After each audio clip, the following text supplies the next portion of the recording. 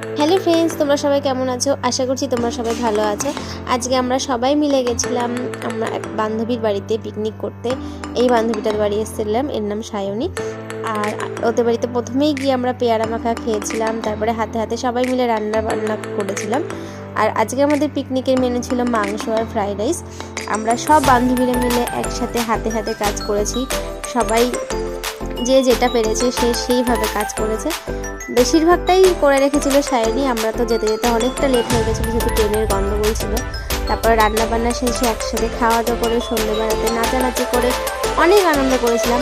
আর এখানে যাদেরকে দেখছি না, এরা আমার সব স্কুল ফ্রেন্ড।